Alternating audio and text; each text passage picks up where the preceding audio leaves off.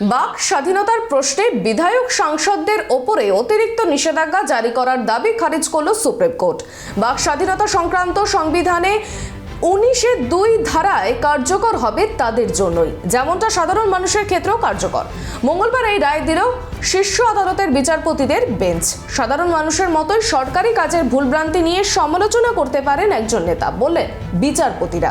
জনপ্রতিনিধিরা কি বলতে পারেন কি পারেন না, তাদের বাক স্বাধীনতায় কোনো বিধিনিষেধ জারি করা উচিত কিনা, এই সংক্রান্ত মামলা হয়েছিল সুপ্রিম কোর্টে।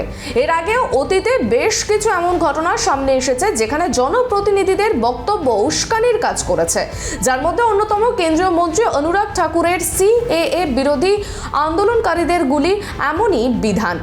এছাড়াও দীর্ঘদিন ধরেই জনপ্রতিনিধিদের জন্য নয়া কোড অফ কন্ডাক্ট লাগু করার দাবি উঠেছে। এই মর্মে শীর্ষ আদালতে দায়ের হয়েছে বহু মামলা।